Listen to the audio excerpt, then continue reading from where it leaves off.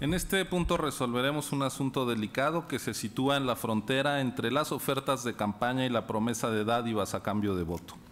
Empiezo señalando que el triángulo constituido por los vértices de pobreza, clientelismo y elecciones se ha convertido en uno de los problemas serios de la democracia mexicana.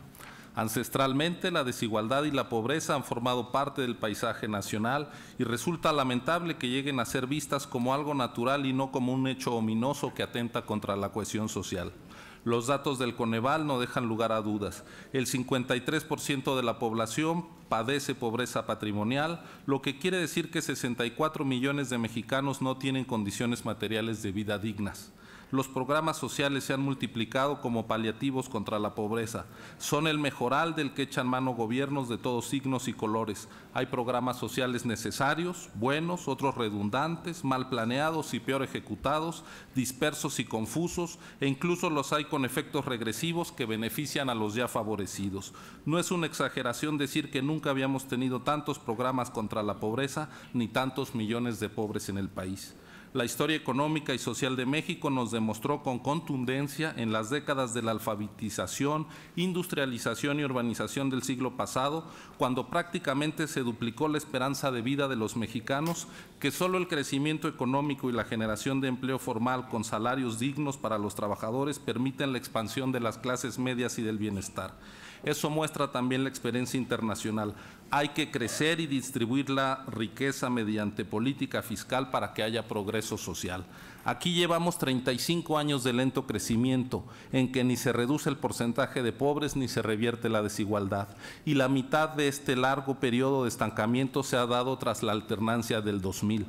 Tenemos una democracia que en 17 años ha producido 11 millones de pobres adicionales.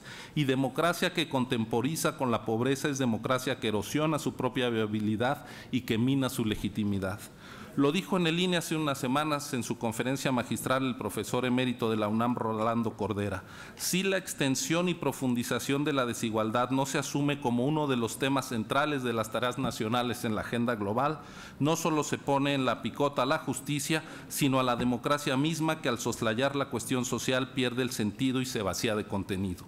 En esas estamos, en un país con pobreza masiva, con desigualdad intocada, con proliferación de programas sociales como paliativo, sin política de crecimiento, con un Estado fiscal débil y con la evidencia de que se gasta poco y mal en asegurar los derechos sociales básicos consagrados en la Constitución.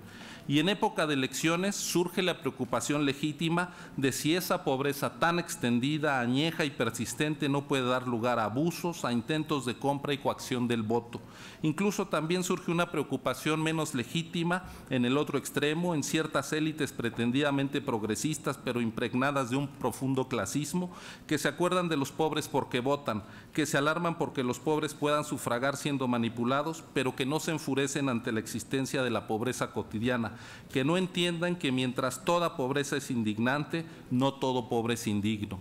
También hay quien se cuestiona si con tanta pobreza es dable hablar de democracia realmente, y la respuesta es sí. Un pobre no tiene que ser condenado a vivir en el autoritarismo. En un país puede haber un sistema político formalmente democrático aún con pobres, pero a la vez hay que reconocer que no tendremos una democracia de calidad si no se reducen la pobreza y la desigualdad y si no se coloca en el centro de la existencia del sistema político al bienestar colectivo.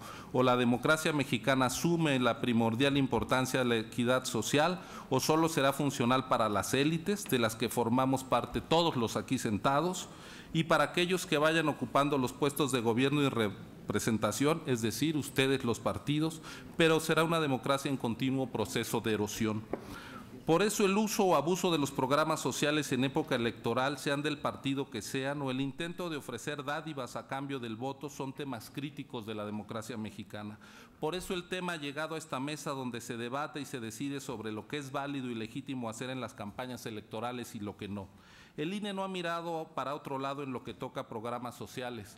Año con año ha venido fijando reglas para evitar el uso electorero de la política social, Para 2017, este Consejo votó el acuerdo para establecer mecanismos para contribuir a evitar acciones que generen presión sobre el electorado, así como el uso de programas sociales y la violación a los principios de equidad e imparcialidad durante los procesos electorales de Coahuila, Estado de México, Nayarit y Veracruz. Y en alcance a ese acuerdo y antes del inicio de las campañas, también establecimos la prohibición para la entrega masiva de los beneficios de programas sociales en actos públicos.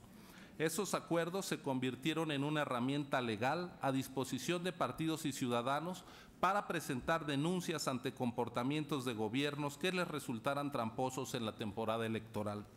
Ahora estamos ante una queja porque un candidato, además de ofrecer programas sociales y apoyos concretos de bienes y servicios, distribuyó un conjunto de tarjetas. Hasta ahí podríamos estar ante la repartición de piezas con publicidad electoral. Pero con la entrega de las tarjetas Mi Monedero Rosa, Mi Monedero y Mi Tarjeta de Inscripción, a cambio el partido recababa datos personales del elector o de los tutores de la persona joven a la que se le prometían apoyos. Y dice el partido denunciado que a partir de ese registro de ciudadanos elaborado durante la campaña electoral de ser gobierno, empezaría a otorgar, cito textual, un apoyo social en dinero mismo que sería depositado en una tarjeta plástica. Cierro la cita de la respuesta del partido. La recolección de datos personales es incorrecta e incluso el proyecto propone dar vista al INAI por posible uso indebido de datos personales por parte del partido, la coalición. La concatenación de promesas de apoyo, entrega de tarjetas llamadas nada más ni nada menos que monederos en un escenario de carencia social, a cambio de datos de los individuos que serán beneficiarios si sufragan por el partido y este resulta ganador, da una secuencia de condicionamiento de apoyos sociales a los necesitados a cambio de su voto. No es una promesa general, legítima y válida. A mi entender, la coalición cruzó la frontera de la propuesta y llegó al territorio de la dádiva y su gasto en estas tarjetas, en estos formatos, en este procedimiento no puede ser considerado como legítimo y válido por esta autoridad. Ello merece ser sancionado por el INE hoy y por supuesto de cara a 2018. Gracias.